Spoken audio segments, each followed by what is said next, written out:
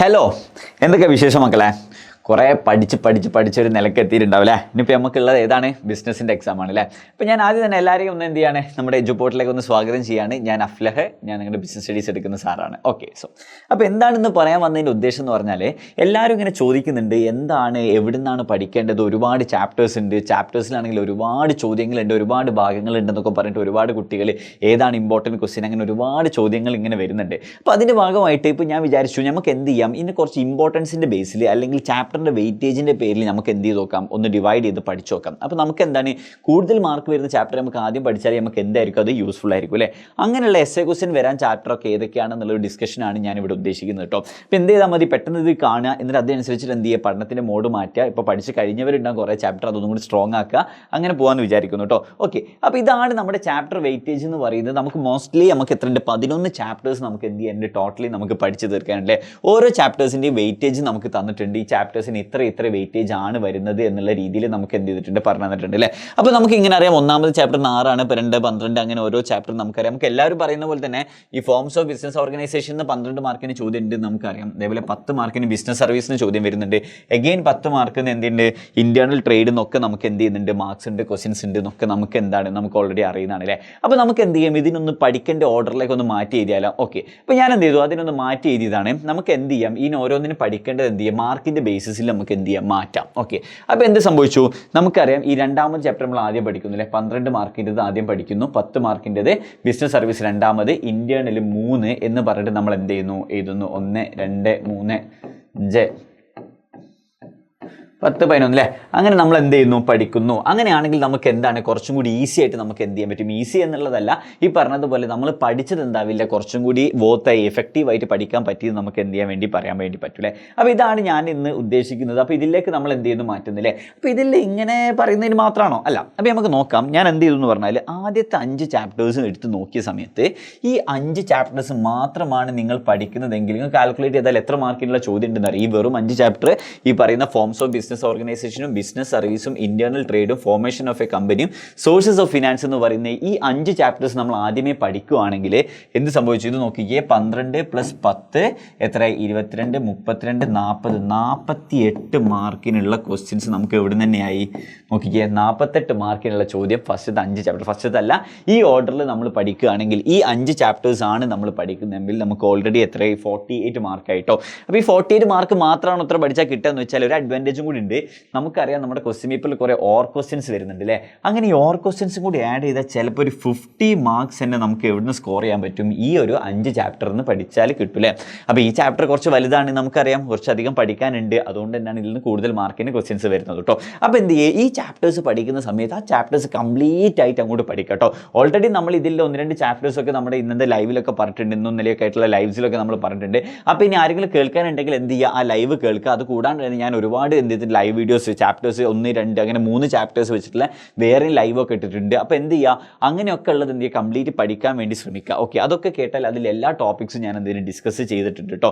Okay, fine. അപ്പോൾ എന്തൊക്കെയാണ് ഈ ചാപ്റ്റേഴ്സിൽ വരുന്നതും കൂടി നമ്മൾ നോക്കിയിട്ട് ഈ 5 ചാപ്റ്റേഴ്സ് ഒന്ന് നമുക്ക് എന്ത് ചെയ്യുക, ഒന്ന് പെട്ടെന്ന് ഒന്ന് ഓടിച്ചു പോകാൻ പറ്റുന്ന രീതിയിൽ ഒന്ന് നോക്കാം. അപ്പോൾ ഈ 5 ചാപ്റ്റേഴ്സ് നോക്കുമ്പോൾ ടോട്ടൽ 48 മാർക്സ് കിട്ടാൻ എന്ത് പഠിച്ചാൽ മതി, ഇത്രയും ചാപ്റ്റേഴ്സ് പഠിച്ചാൽ മതി എന്ന് നമുക്ക് മനസ്സിലായി അല്ലേ. Okay, fine. അപ്പം ഓരോ ചാപ്റ്റേഴ്സിനും എന്തൊക്കെ ടോപ്പിക്സ് ആണ് നമുക്ക് പഠിക്കേണ്ടത് എന്ന് നോക്കിയാൽ ഫസ്റ്റ് തന്നെ നമുക്ക് എന്തെങ്കിലും ഫോംസ് ഓഫ് ബിസിനസ് ഓർഗനൈസേഷൻ അല്ലേ. നമ്മുടെ ബിസിനസ് ഓർഗനൈസേഷൻ്റെ ഫോംസിൽ നമുക്ക് ഓൾറെഡി അറിയുന്നതാണ്, 5 ടോപ്പിക്സ് ആണ് അതിലുള്ളത് അല്ലേ. 5 ഫോംസ് ഓഫ് ബിസിനസ്സിനെ കുറിച്ചാണ് പഠിക്കാനുള്ളത്. ജോയിന്റ് സ്റ്റോക്ക് കമ്പനി ഉണ്ട്, അതിൻ്റെ ഫീച്ചേഴ്സ് ഉണ്ട് അല്ലേ, അതിൻ്റെ ഫീച്ചേഴ്സ് പറയുന്നുണ്ട്. ഓക്കെ, ഫീച്ചേഴ്സ് കൂടാണ്ട് എന്തൊക്കെ പറയുന്നുണ്ട്, ഈ പറഞ്ഞ പോലെ എല്ലാത്തിനും പറയുന്ന പോലെ അഡ്വാൻറ്റേജ്, അതേപോലെ തന്നെ എന്ത് പറയും, ഡിസ്അഡ്വാൻറ്റേജ് അല്ലെങ്കിൽ ഡീമെറിറ്റ്സ് പറയുന്നുണ്ട്. ഓക്കെ, കൂടാണ്ട് എന്ത് പറയുക, 2 ടൈപ്സ് ഉണ്ട്, പബ്ലിക് കമ്പനി അതേപോലെ തന്നെ പ്രൈവറ്റ് കമ്പനി എന്നുള്ള ടോപ്പിക്സ്. അത്രയും ടോപ്പിക്സ് ആണ് എന്ത് ചെയ്യുന്നത്, ജോയിന്റ് സ്റ്റോക്ക് കമ്പനി നമുക്ക് വരാനുള്ളത് അല്ലേ. പാർട്ട്ണർഷിപ്പും അതേപോലെ തന്നെ കുറച്ച് വലിയ ടോപ്പിക്കാണ്. എന്താണ് പാർട്ട്ണർഷിപ്പ് എന്ന് പറയുന്നുണ്ട്, ഫീച്ചേഴ്സ്, മെറിറ്റ്, ഡിമെറിറ്റ്. ഇവർക്ക് എല്ലാവർക്കും എന്തുണ്ടാവും, ഫീച്ചേഴ്സ് ഉണ്ടാവും, മെറിറ്റ്സ് ഉണ്ടാവും, ഡീമെറിറ്റ്സ് ഉണ്ടാവും കേട്ടോ. ഇത് പഠിക്കാനുള്ള ഒരു ഈസി വേ ഞാൻ കഴിഞ്ഞ ദിവസം ഒരു ദിവസം ലൈവിൽ പറഞ്ഞിട്ടുണ്ട്. ചാപ്റ്റർ 1 ഡിസ്കസ് ചെയ്യുന്ന ലൈവ് ഏതാണെന്ന് നോക്കുക. ആ ലൈവിൽ നോക്കിയാൽ ഇത് മൂന്നും പഠിക്കാൻ പറ്റുന്ന ഫീച്ചേഴ്സ്, മെറിറ്റ്, ഡീമെറിറ്റ് പഠിക്കാനുള്ള ഒരു ഈസി വേ ഞാൻ അതിൽ പറഞ്ഞിട്ടുണ്ട് കേട്ടോ. അതെന്തായാലും ശ്രദ്ധിക്കാൻ വേണ്ടി ശ്രമിക്കുക. Okay fine. അപ്പോൾ ഇതിലെല്ലാം കോമൺ ആണ് മെറിറ്റ്, ഫീച്ചർ, ഡീമെറിറ്റ് എന്ന് പറയുന്നത്. പാർട്ട്ണർഷിപ്പിൻ്റെ കാര്യമാകുമ്പോൾ കുറച്ചും കൂടി ഡീറ്റെയിൽ ആയിട്ട് പോകുന്നുണ്ട്. ടൈപ്സ് ഓഫ് പാർട്ട്നേഴ്സ് ഒക്കെ പറയുന്നുണ്ട്, അതും കൂടി നോക്കുക. അതേപോലെ ടൈപ്സ് ഓഫ് പാർട്ട്ണർഷിപ്പ്, അതേപോലെ തന്നെ പാർട്ട്ണർഷിപ്പ് ഡീഡ് എന്ന് പറയുന്ന കാര്യങ്ങളൊക്കെ ക്വസ്റ്റ്യൻസ് വരാൻ ചാൻസ് ഉള്ളതാണ് കേട്ടോ. ഇനി സോൾ പ്രൊപ്പറേറ്റർ എടുക്കുകയാണെങ്കിൽ പഠിക്കാൻ എളുപ്പമാണ്. എന്തൊക്കെ പഠിച്ചാൽ മതി? ഫീച്ചേഴ്സ്, മെറിറ്റ്, ഡീമെറിറ്റ് മാത്രം പഠിച്ചാൽ തന്നെ നമുക്ക് എന്ത് പറയുന്നത്? പലപ്പോഴും 8 മാർക്കിൻ്റെ ക്വസ്റ്റ്യൻ എന്ത് ചോദിച്ചിട്ടുണ്ട്? നമ്മുടെ സോൾ പ്രൊപ്പറേറ്റർഷിപ്പ് മാത്രമായിട്ട് ചോദിച്ചിട്ടുണ്ട് കേട്ടോ. കോപ്പറേറ്റീവ് സൊസൈറ്റിയും പറഞ്ഞ പോലെ ഫീച്ചേഴ്സ്, മെറിറ്റ്, ഡീമെറിറ്റ് പഠിച്ചതിന് ശേഷം ടൈപ്സ് ഓഫ് കോപ്പറേറ്റീവ് സൊസൈറ്റിയും കൂടി മറന്നു പോകണ്ട കേട്ടോ. ടൈപ്സ് ഓഫ് കോപ്പറേറ്റീവ് സൊസൈറ്റിയും കൂടി ഉണ്ട്, അതും കൂടി ഒന്ന് ഇതിലേക്ക് നോക്കി വെച്ചൊക്കെ ഈസി ആയിട്ട് പഠിക്കാൻ പറ്റിയ ടോപ്പിക്കാണ് കേട്ടോ. പിന്നെന്താണുള്ളത്? ജോയിൻറ്റ് ഹിന്ദു ഫാമിലി എന്ന് പറയുന്നത്. അതിൽ പക്ഷേ ഇത് മാത്രമേ ഉള്ളൂ, മെറിറ്റ്, ഡീമെറിറ്റ് ഇത് മാത്രം പഠിക്കാം കേട്ടോ. അപ്പോൾ ഇത്രയും പഠിച്ചു കഴിഞ്ഞാൽ നമുക്ക് 12 മാർക്സ് ഷുവറാണ്. 12 to 14 മാർക്സ് കേട്ടോ. 12 മുതൽ 14 മാർക്ക് വരുന്ന സ്കോർ. 14 എന്ന് പറയാൻ കാരണം ഓർ ക്വസ്റ്റ്യൻ വരെ വന്നിട്ട് ചിലപ്പോൾ നമുക്ക് എത്ര സ്കോർ ചെയ്യാൻ പറ്റും? 14 മാർക്സ് സ്കോർ ചെയ്യാൻ പറ്റിയ എക്സാം ആണ് കേട്ടോ അത്. Fine, okay. അപ്പോൾ ഒരു ചാപ്റ്റർ കഴിഞ്ഞു. രണ്ടാമതായിട്ട് നിങ്ങൾ ഫോക്കസ് ചെയ്യേണ്ട ചാപ്റ്ററാണ് ഏതെന്നറിയോ? ഈ പറയുന്നത് പോലെ തന്നെ ഏതാണ് ബിസിനസ് സർവീസസ് എന്ന് പറയുന്ന ചാപ്റ്ററാണ് അടുത്തത് നിങ്ങൾ നോക്കേണ്ടത്. ബിസിനസ് സർവീസസ് എന്താണെന്ന് അറിയാം, സർവീസസിനെ കുറിച്ച് പറയുന്നതാണ്. ആ പറഞ്ഞതുപോലെ തന്നെ ആദ്യം തന്നെ ഗുഡ്സും സർവീസും നമ്മളൊന്ന് ഡിഫറൻഷിയേറ്റ് ചെയ്യാൻ പറയുന്നുണ്ട്, അത് പഠിച്ച് വെച്ചേക്കുക. പിന്നെ ഏകദേശം ഈ ഒരു 5 ടൈപ്സ് ഓഫ് സർവീസസിനെ കുറിച്ച് ഡീറ്റെയിൽ ആയിട്ട് പോകുന്നുണ്ട് അല്ലേ. ബാങ്കിങ്ങിനെ കുറിച്ച് നമ്മൾ എന്തൊക്കെയായിരുന്നു പറയുന്നത് വെച്ചാൽ, ബാങ്കിങ് ഏതൊക്കെയാണ്? ടൈപ്സ് ഓഫ് ബാങ്കിങ് പറയുന്നുണ്ട്, അതേപോലെ ഫങ്ഷൻസ് പറയുന്നുണ്ട്. ഫങ്ഷൻസ് ഒക്കെ എന്തായാലും പഠിച്ചു വെക്കണേ.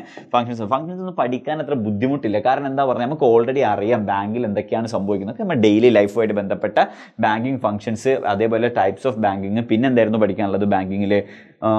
ഇ ബാങ്കിങ്ങിനെ കുറിച്ചും കൂടി ഒന്ന് പഠിക്കാനുണ്ട് അല്ലേ. ഇ ബാങ്കിങ് കൂടി പഠിക്കാനുണ്ട്. അത്രയും പഠിച്ച ബാങ്കിങ് ആയി.